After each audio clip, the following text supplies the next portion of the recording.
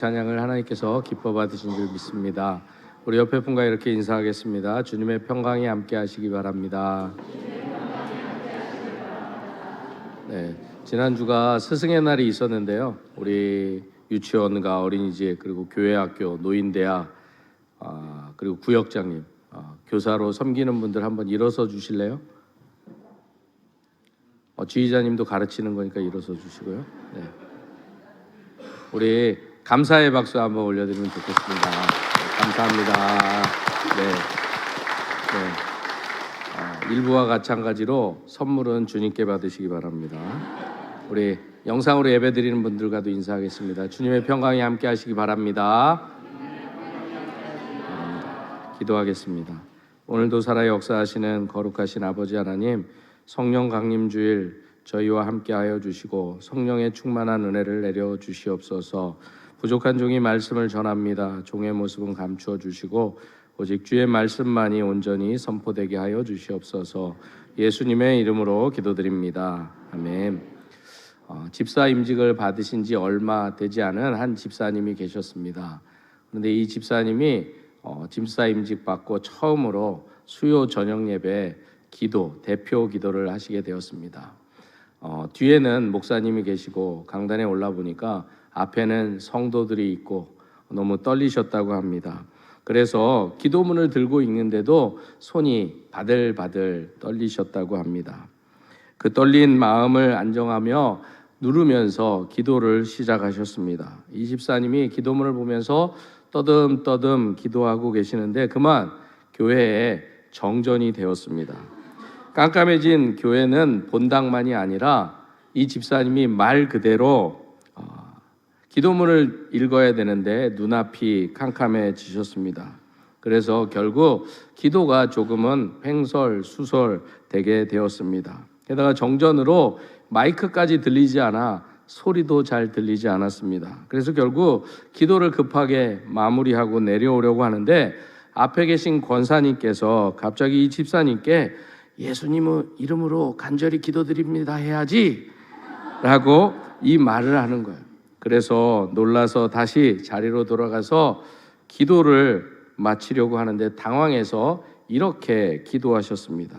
예수님의 이름으로 간신히 기도드립니다. 이 이야기는 유머 같지만 이야기를 보면서 저는 저희가 간절히 기도하는 것도 중요하지만 예수 이름을 힘입어 기도하는 것이 얼마나 중요한지를 다시금 깨닫게 되었습니다. 그런 의미로 볼 때 기도를 처음 하는 이 집사님이 예수 이름으로 간신히 기도합니다. 이 기도가 얼마나 순수하고 얼마나 귀한 것인지 새삼 깨닫게 되었습니다. 오늘 본문은 예수님께서 대속의 죽음을 앞에 두시고 제자들과 나누셨던 마지막 작별 인사와도 같은 말씀입니다. 왜냐하면 주님은 이 말씀을 하시고 제자들을 떠나 십자가의 대속의 죽음을 감당하셨기 때문입니다. 그래서 예수님께서는 마치 어린 자녀들을 남겨두고 먼 길을 떠나는 부모의 심정으로 오늘 이 말씀을 전하고 계십니다. 이 말씀 속에서 우리는 예수님이 제자들을 얼마나 끝까지 사랑하셨는지를 미루어 짐작할 수 있습니다. 25절과 26절의 말씀입니다. 내가 아직 너희와 함께 있어서 이 말을 너희에게 하였거니와 보혜사 곧 아버지께서 내 이름으로 보내실 성령 그가 너희에게 모든 것을 가르치고 내가 너희에게 말한 모든 것을 생각나게 하리라. 이 말씀에서 보듯 예수님은 제자들을 떠나셔야만 했지만 그럼에도 불구하고 예수님께서는 여전히 제자들에게 가르쳐야 할 것이 있었습니다. 그리고 제자들 입장에서 볼 때도 아직 제자들 곁에는 예수님이 필요했습니다. 그런데 중요한 것은 예수님은 잠시 후면 십자가의 대속의 죽음을 감당하기 위해서 이 자리를 제자들 곁을 떠나셔야만 했습니다. 그래서 오늘 본문에 보면 예수님께서는 이 제자들을 성령님께 맡겨드리는 것을 보게 됩니다. 그렇게 되면 제자들이 예수님의 빈자리도 느끼지 않고 마치 예수님과 함께하는 것처럼 이 땅에서 예수님께서 그들에게 맡겨주신 귀한 제자로서의 사명을 잘 감당하실 것을 주님이 아셨기 때문인 것입니다.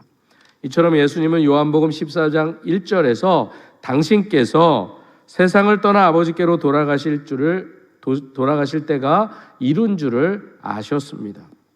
그리고 요한복음 14장에 와서는 제자들에게 내가 너희를 위하여 거처를 예비하러 떠난다라고 말씀하십니다. 그런데 문제는 이렇게 예수님께서 제자들을 떠나 어딘가로 가신다고 하니까 제자들이 부모를 잃은 고아처럼 당황하고 두려움에 사로잡히게 되었다라는 것입니다. 왜냐하면 비록 예수님께서 거처를 예비하러 가신다고 말씀하셨지만 요한복음 13장 36절에 보면 내가 가는 곳은 지금은 너희가 따라올 수 없다라고 말씀하셨기 때문입니다. 그리고 그곳이 정확히 어디인지도 말씀해 주지 않으셨기 때문입니다. 그런데 또 한편으로는 요한복음 14장 4절에서는 내가 어디로 가든지 너희가 그 길을 안다라고 앞뒤가 다른 말씀을 해서 제자들을 혼란스럽게 만드셨습니다. 그래서 도마가 주여 주께서 어디로 가시는지 우리가 알지 못하거늘 그 길을 어찌 알겠습니까? 라고 답답한 마음에 주님께 대묻기도 했습니다. 그러므로 제자들은 자신들에게 앞으로 무엇인가 불안한 일이 일어날 것이다 라고 생각은 했는데 그 일이 정확히 어떤 일인지 그리고 주님께서 정확히 어디로 가시는지 알지 못해서 근심과 걱정에 사로잡힐 수밖에 없었던 것입니다. 이것을 예수님께서도 잘 아시고 요한복음 16장 6절에 보면 내가 이 말을 함으로 너희 마음에 근심이 가득하였도다 라고 말씀하셨던 것입니다. 그래서 이렇게 근심하고 두려움에 빠져있는 제자들을 향해 주님께서 오늘 본문을 통해서 미리 놀라운 약속의 말씀을 주셨던 것입니다. 그것이 바로 16절과 오늘 본문 26절에서 비록 예수님은 제자들을 떠나지만 그들에게 보혜사 성령님을 보내주시겠다는 약속의 말씀이었습니다. 그런데 16절에서 예수님은 또 다른 보혜사를 보내주시겠다고 약속하셨는데 이 또 다른의 문자적 의미는 첫 번째 경우와 똑같으나 다른 것, 첫 번째 경우와 똑같으나 다른 것, 이것이 또 다른 보혜사다라는 것입니다. 바리 말해서 처음에 보혜사가 한 분 계셨는데 이제 그 보혜사와 같은 또 다른 한 분을 보내주시겠다라는 말씀입니다. 그런데 보혜사라는 단어는 우리가 잘 알고 있는 것처럼 하나님의 삼위일체 되신 하나님의 세 번째 위격인 성령 하나님을 뜻하는 단어입니다. 그리고 이 단어에는 어떤 사람을 돕기 위하여 그 사람 옆에 부르심을 받은 자라는 뜻이 이 보혜사에 담겨져 있습니다. 그래서 성령님을 연약한 우리를 도우시는 분으로, 그리고 변호해주고 중재해주시는 중재자로, 그리고 위로자라는 표현으로 이 보혜사 성령님을 부릅니다. 그렇다면 주님이 말씀하신 처음 보혜사는 과연 누구시겠습니까? 이 성경을 기록한 사도 요한도 요한 1서 2장 1절에 이 단어에 대해서 정확히 이렇게 표현하고 있습니다. 우리에게 대언자가 있으니 곧 의로우신 예수 그리스도라라고 말씀합니다.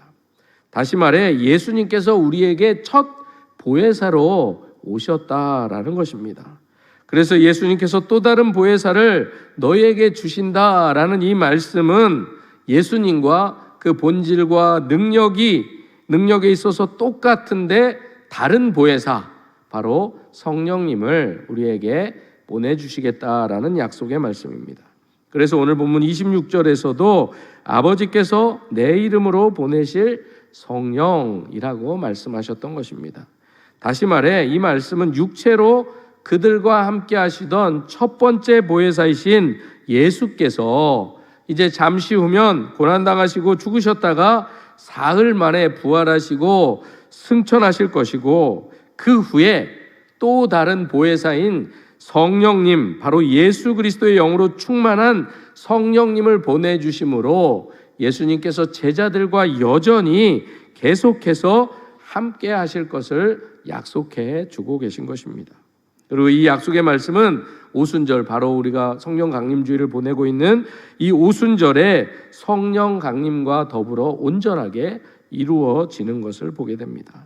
따라서 또 다른 보혜사로 그들과 영원토록 함께 하시겠다는 주님의 이 말씀은 그 밤에 예수님께서 떠나시겠다고 해서 두려웠던 그 밤에 제자들에게 얼마나 큰 용기와 위로를 전해 주었는지 모릅니다.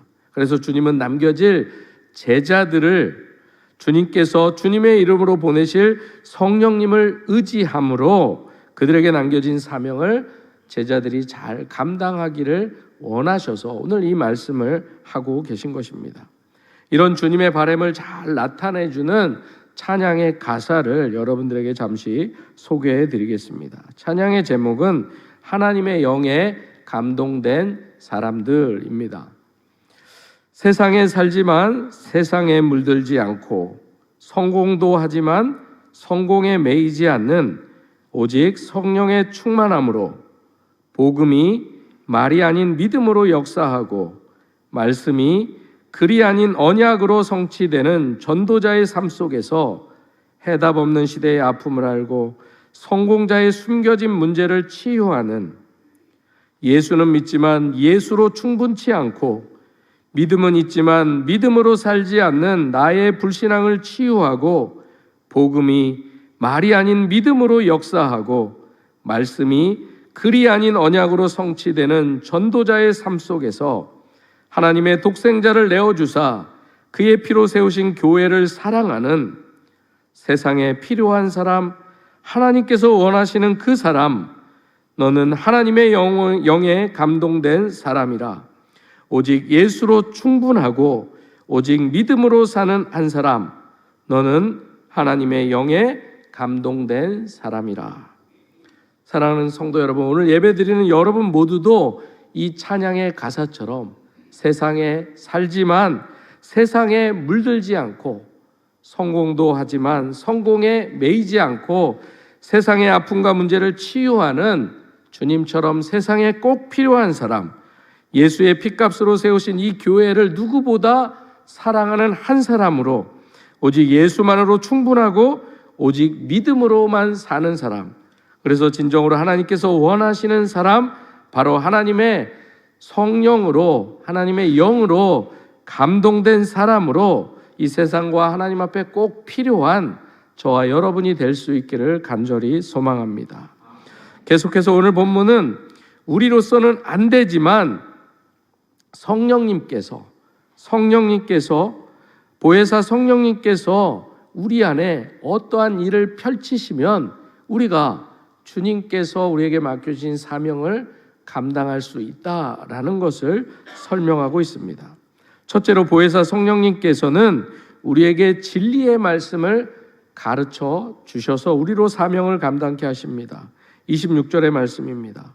보혜사 곧 아버지께서 내 이름으로 보내실 성령, 그가 너희에게 모든 것을 가르치고 라고 말씀합니다. 사실 예수님은 공생의 3년 기간 동안 수많은 것들을 제자들에게 친히 가르쳐 주셨습니다.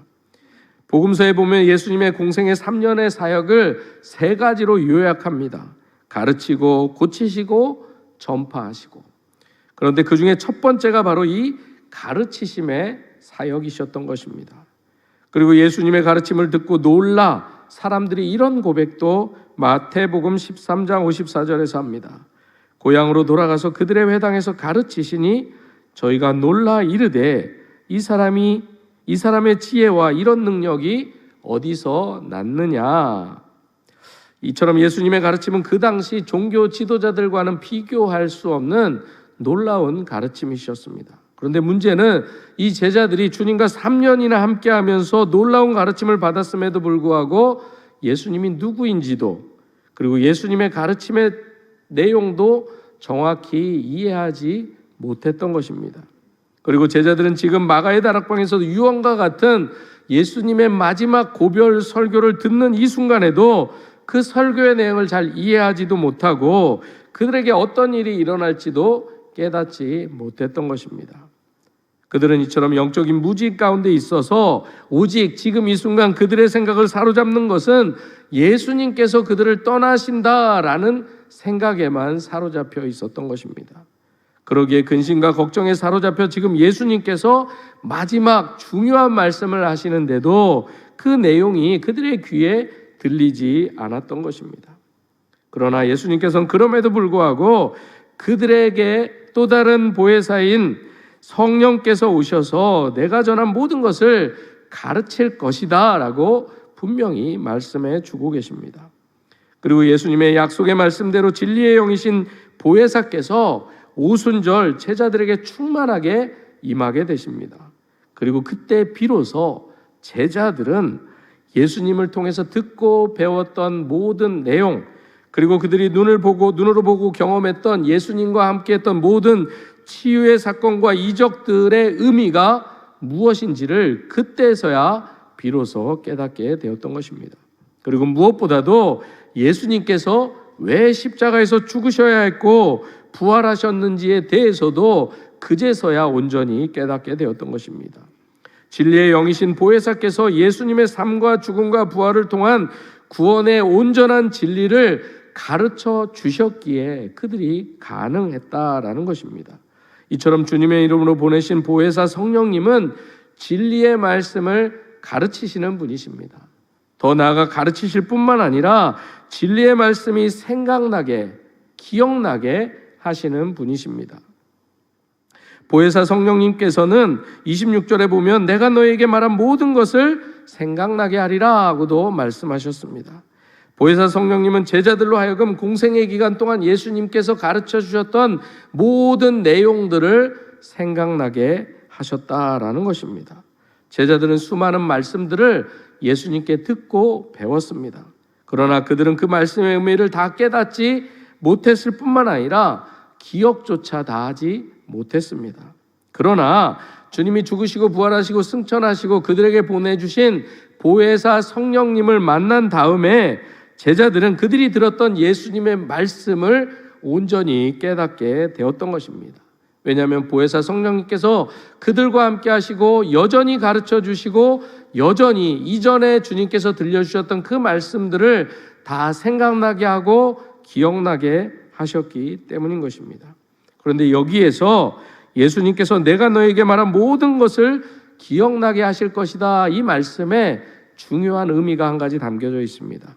그것은 진리의 영이신 보혜사께서 새로운 것을 가르치거나 계시하시는 분이 아니시다라는 것입니다. 오직 예수님께서 가르치시고 계시하여 주신 진리의 말씀을 기억나게 하시고 깨우쳐 주시는 분이 보혜사 성령님이시다라는 것입니다.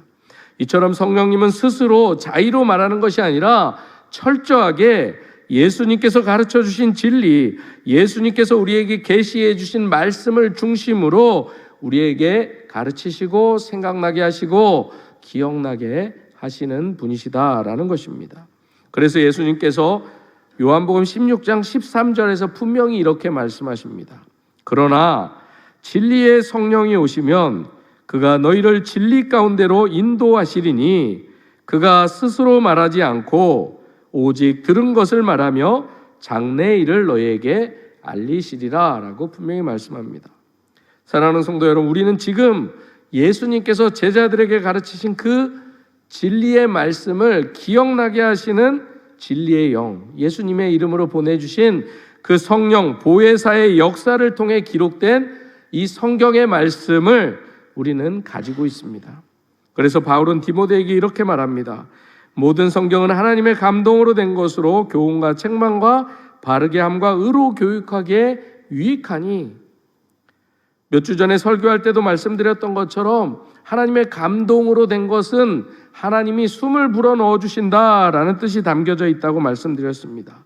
이처럼 하나님의 감동으로 된 것이라는 이 말씀은 진리의 영이신 보혜사께서 성경의 저자들, 다시 말해 제자들에게 예수님의 가르침의 말씀들을 생각나게 하시고 기억나게 하셔서 기록하게 하셨고 오늘 우리에게까지 전하게 하셨던 것입니다. 그래서 베드로 사도도 이렇게 베드로후서 1장 20절과 21절에서 이렇게 말씀합니다. 먼저 알 것은 성경의 모든 예언은 사사로이 풀 것이 아니니 예언은 언제든지 사람의 뜻으로 낸 것이 아니요 오직 성령의 감동하심을 받은 사람들이 하나님께 받아 말한 것입니다 라고 분명히 말씀합니다.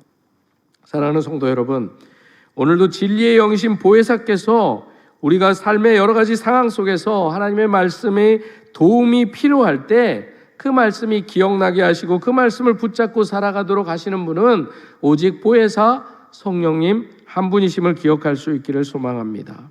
우리가 설교를 시작하면서 특별히 가르치는 분들을 축복하고 격려하는 시간을 가졌는데요, 이처럼 우리가 우리 교회 안에서 가르치는 분들이 왜 중요한지를 알아야 된다라는 것입니다.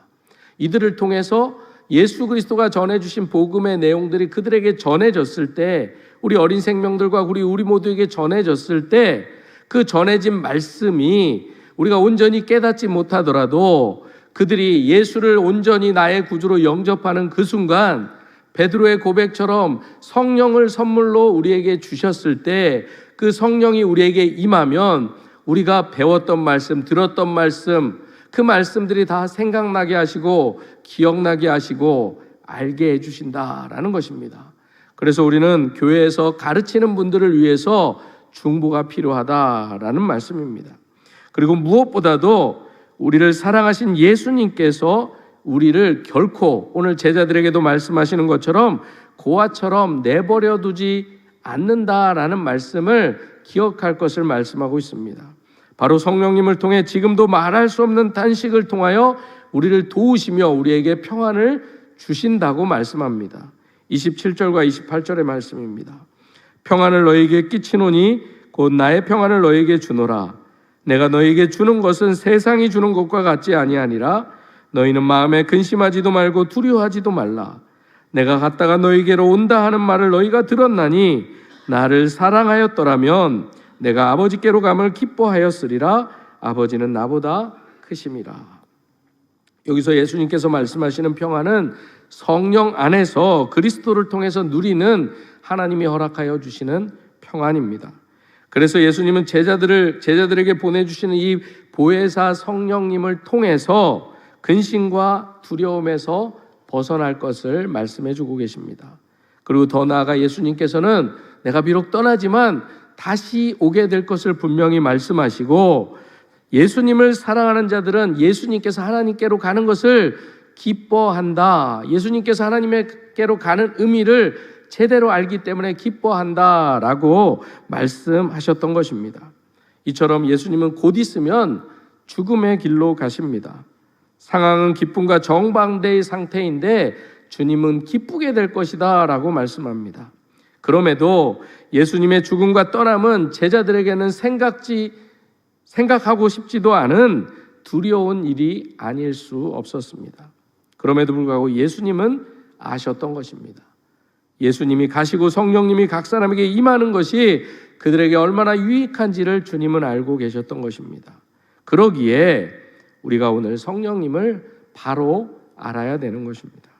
성령님이 우리에게 허락하신 기쁨과 유익이 무엇인지를 올바로 분별할 수 있어야 된다라는 것입니다. 그러므로 우리는 계속해서 주님의 이름으로 보내주신 보혜사 성령님의 인도하심을 받아 늘 하나님의 말씀이니 성경을 읽고 듣고 공부하고 암송하는 삶을 게을리 해서는 안 될 것입니다. 평소에 우리가 하나님의 말씀을 듣고 읽고 묵상하지 않으면, 그래서 언젠가 우리가 위기의 상황, 역경의 상황에 놓였을 때 우리 안에 기억해낼 말씀이 없다면 아무리 보혜사 성령님께서 우리에게 찾아오셔서 말씀하여 주셔도 우리가 도울 수가 없다라는 것입니다.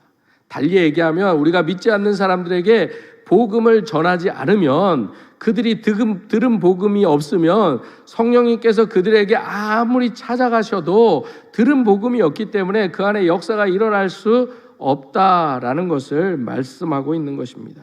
그리하여서 여러분 모두가 하나님의 말씀을 부지런히 읽고 듣고 배우고 암송하고 필사하여서 그것이 성령 하나님께서 여러분들에게 임하여질 때 여러분들이 어떠한 역경과 고난 가운데 있더라도 여러분들이 이미 읽고 듣고 묵상했던 그 말씀이 보혜사 성령님을 통해서 다시금 가르쳐 주시고 생각나게 하시고 기억나게 하심을 받아 누릴 수 있는, 그래서 여러분들의 삶에 하나님께서 허락하신 이 성령의 열매가 가득 채워지는 은혜가 있기를 소망합니다.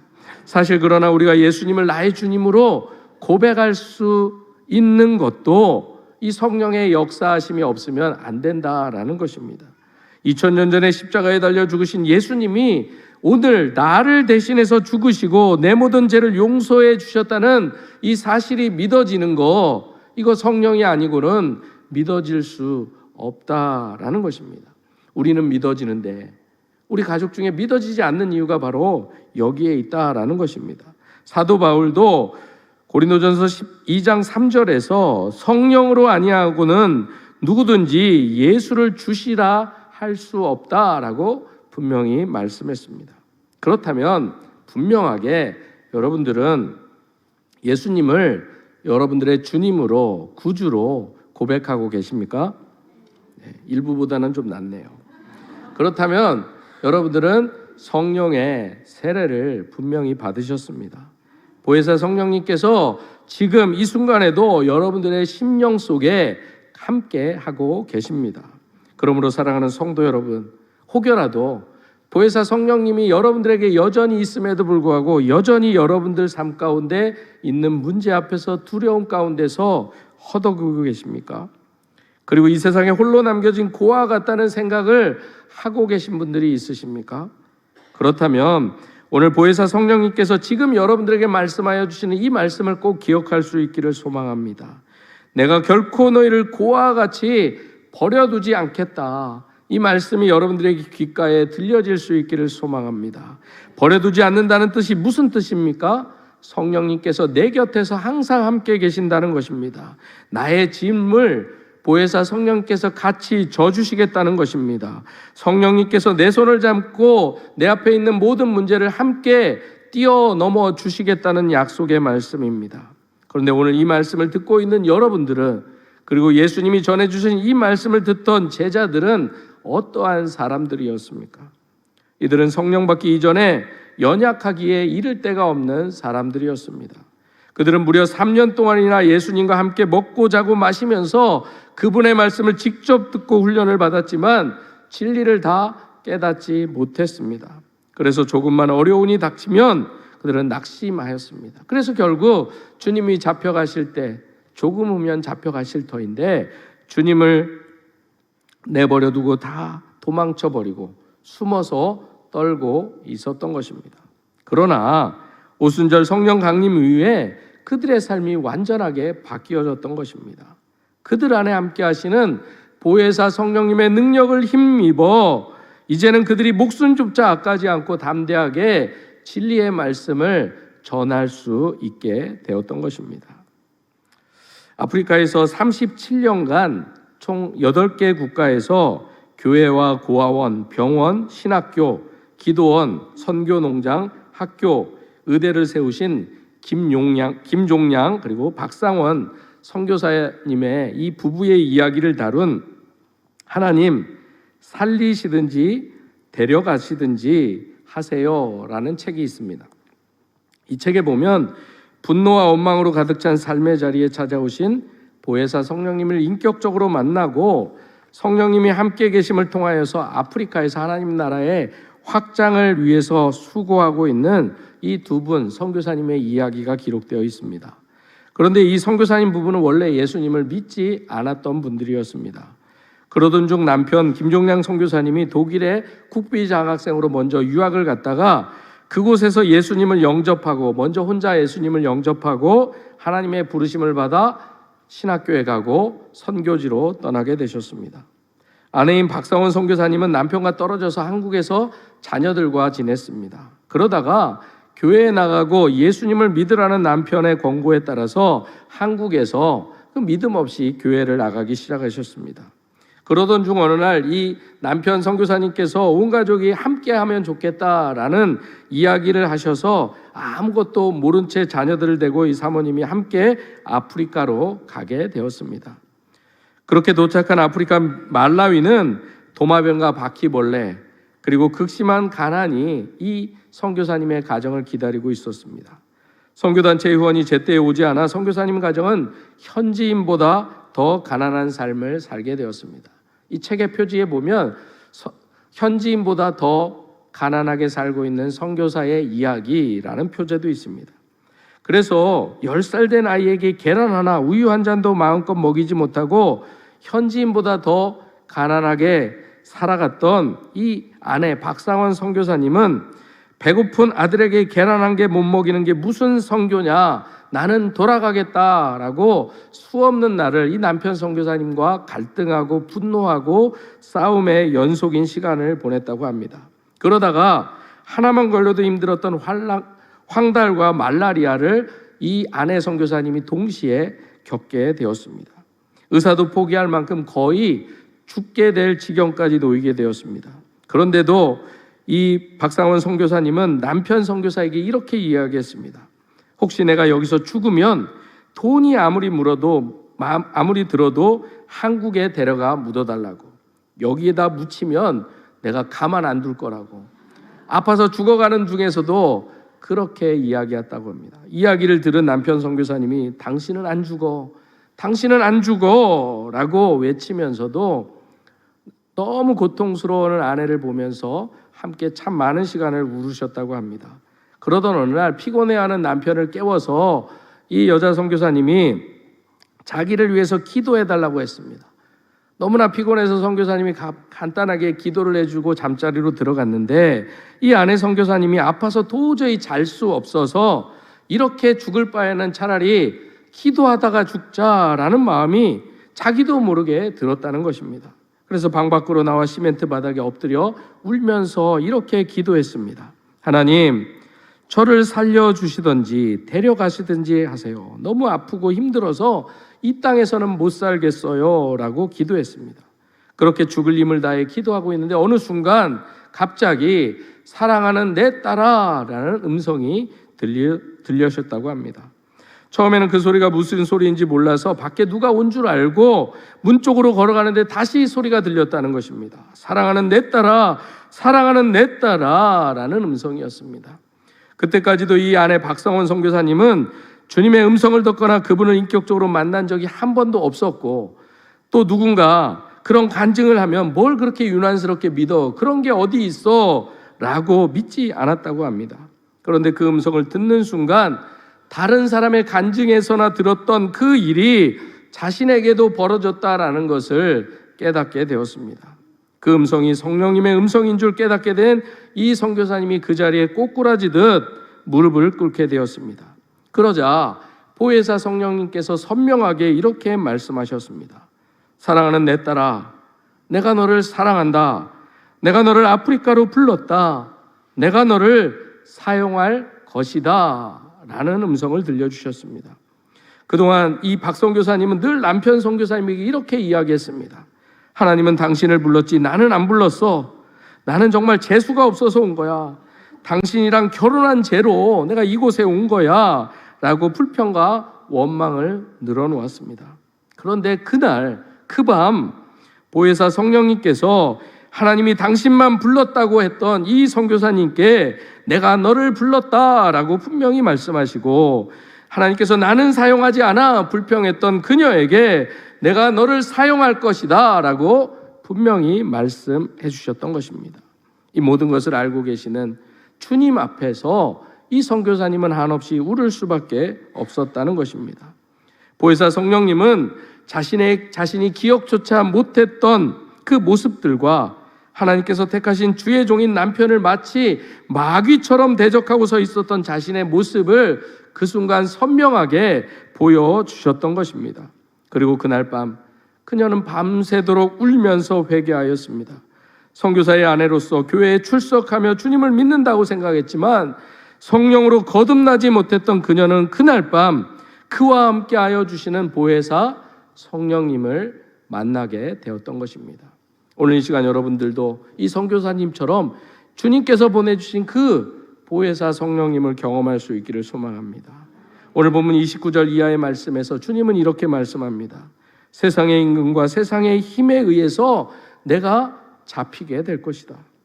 하지만 예수님은 세상의 힘을 신경 쓰지 않겠다. 나는 관계하지 않겠다 분명히 말씀하십니다. 세상의 힘을 두려워하거나 세상의 권세에 나는 좌우되지 않는다 당당하게 말씀하십니다. 왜냐하면 세상의 뜻에 따라 세상의 힘과 권세에 잡히고 죽임을 당하는 것이 아니셨기 때문인 것입니다. 모든 일이 하나님의 아버지의 뜻대로 이루어진다는 사실을 이 세상에 알려주시기 위해서 그렇게 잡혀가셨기 때문인 것입니다. 그 깊은 진리의 말씀을 아직 깨닫지 못했던, 심지어 주님이 잡혀가시고 죽으시고 부활하시고 승천하시고도 깨닫지 못했던 제자들이 이제 보혜사 성령님을 받아들이고 그분이 그 안에 오시니까 그들이 깨닫게 되었던 것입니다. 그래서 예수님은 그 일이 일어나기 전에 제자들에게 미리 말씀해 주셨던 것입니다. 그러면서 아버지의 뜻에 따라 십자가를 지셔야 한다는 사실을 아셨음에도 불구하고 당신이 떠나고 남겨둘 제자들을 끝까지 사랑하셨습니다. 주님은 이처럼 모든 것을 다해 제자들을 끝까지 사랑하셨고 지금도 동일한 사랑으로 우리를 위해서 끊임없이 보혜사 성령님을 보내주고 계십니다. 사랑하는 성도 여러분, 2000년 전에 두려움에 떨고 있던 제자들에게 내가 너희를 고아와 같이 버려두지 아니하고 너희에게로 오리라 약속하신 그 주님이, 그리고 하늘로 승천하시면서 볼지어다 내가 세상 끝날까지 너희와 함께 하시겠다고 약속하셨던 그 주님께서, 그리고 약속대로 오순절에 보혜사 성령님으로 오신 그 주님께서 제자들뿐만 아니라 오늘 이 자리에서 예배하는 우리와도 함께 하시겠다고 약속하고 계십니다. 바라기는 예배한 여러분 모두가 이 보혜사 성령님께서 지금 여러분들과 함께 계심을 믿음으로 바라볼 수 있기를 소망합니다. 그래서 그 성령님의 도우심을 힘입어 여러분들이 살아갈 삶의 자리가 어떠하든지 어떠한 상황 속에서도 보혜사 성령님의 힘을 의지하여서 승리하는 삶을 살아내는 저와 여러분의 삶이 될 수 있기를 주님의 이름으로 축복합니다. 기도하겠습니다.